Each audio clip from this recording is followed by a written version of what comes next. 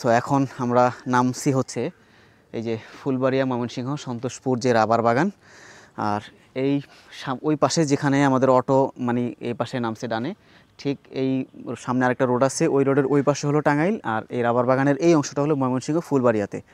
আর এই দিক থেকে হচ্ছে বানরের অফিসে যাওয়ার রাস্তা। তো আমি এখন এটার ভেতরে আগে প্রবেশ করি।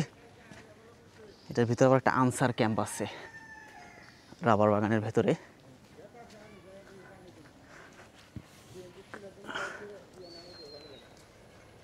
বাম পাশে হলো মসজিদ,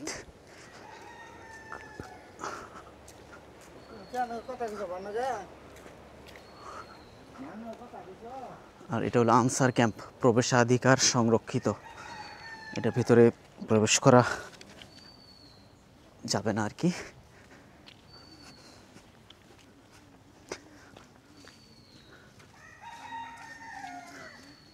বেশ নিরিবিলি পরিবেশ এবং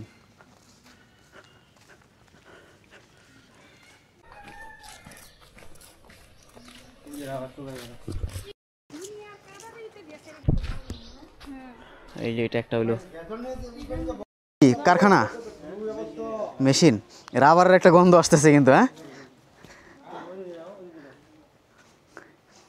এই যে এটা হলো মানে কারখানা, যাওয়া যাবো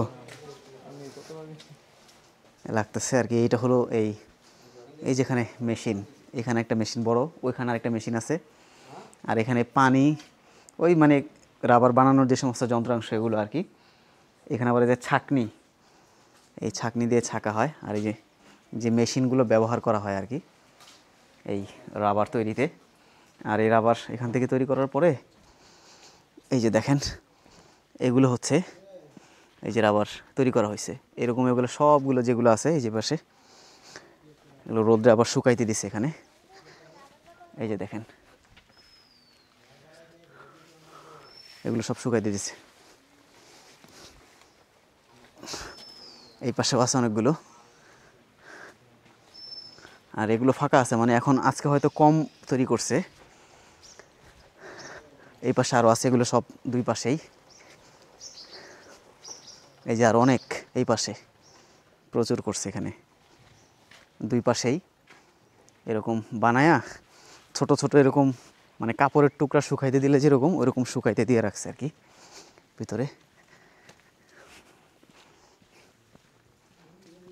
ওইখানে আরেকটা আছে। হ্যাঁ,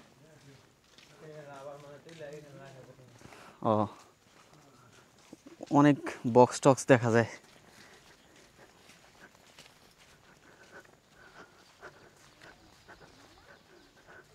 ওইটা মনে হয় জাল দেওয়ার কোনো কাজে ব্যবহার করে।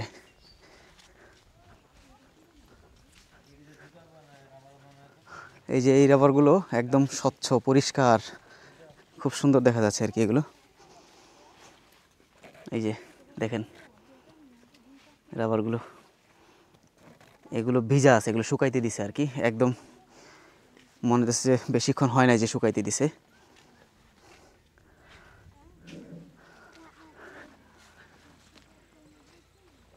বেশ মোটামুটি একটা জায়গা নিয়ে করছে। আর এই হলো এইটার উপর একটা ওয়াচ টাওয়ার।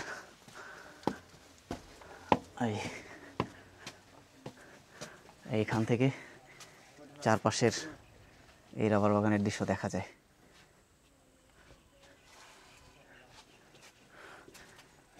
রাবার বাগান থেকেই রাবার যেগুলো আছে ওগুলো সংগ্রহ করে তারপর আবার এখানেই নামো, নিচে নামো, আস্তে আস্তে আস্তে আস্তে।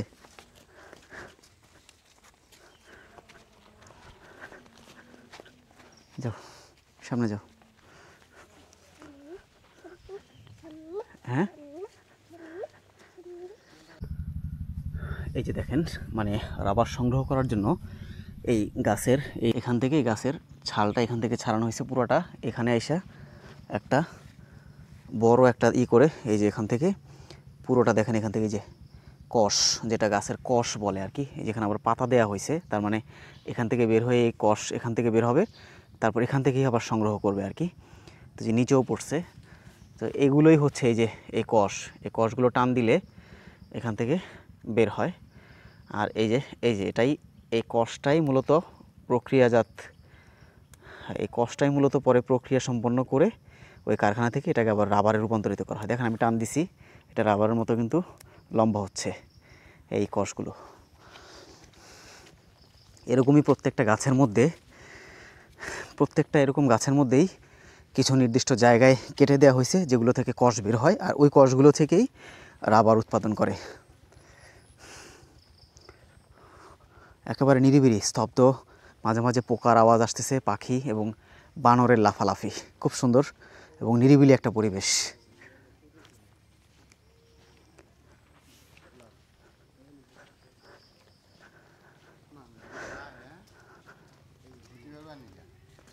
আপনাদের বাসা কই ভাই? এখানেই? হাইটে যাওয়া যাবে তো না? আচ্ছা আচ্ছা আচ্ছা।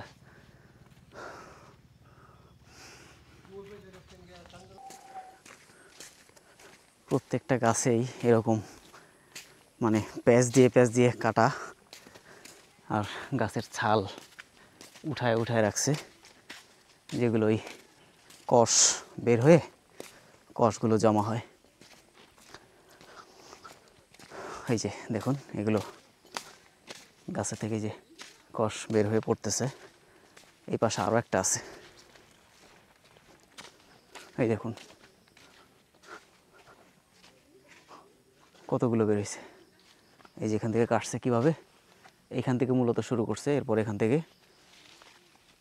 একটা বড় লাইন করে দিছে, এখান থেকে এই যে কষগুলো এখানে পড়ে।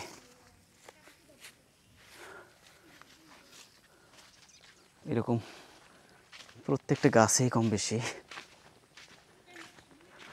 কাটা আছে, আর এগুলো সংগ্রহ করার জন্য আলাদা লোক নিয়োগ করা আছে, যারা এরকম পুরো বাগান ঘুরে ঘুরে এই কষ সংগ্রহ করে, সেটা আবার রাবার বানানোর জন্য পরে আবার কারখানায় নেওয়া হয়। ওই পাশে বাগানের ভেতরেই গরু ছেড়ে দেওয়া হয়েছে, এবং ওই যে ভেড়াও আছে, গরু এবং ভেড়ার পাল ওই যে ওই পাশটাতে ঘাস খাওয়াচ্ছে। সোজা বোধ হয়, সোজা বললো না, ওই যে দেখেন অনেক গরু, ছাগল, ভেড়া মিক্সিং আছে দেখা যায় এখানে।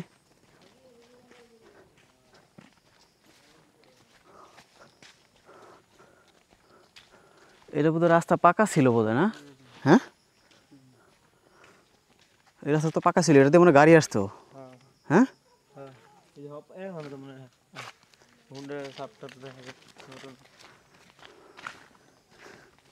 আমরা একেবারে বলা চলে পুরো রাবার বাগানটাই আমরা দেখতে আসলাম, বেশ লম্বা একটা সময়।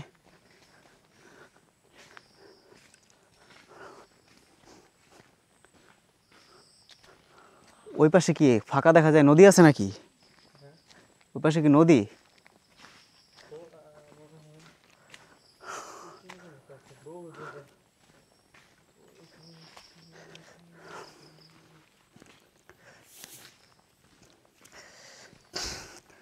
তো বলা চলে আমরা প্রায় পুরো রাবার বাগানই আমাদের একটা চক্করে দেখা হয়ে গেছে।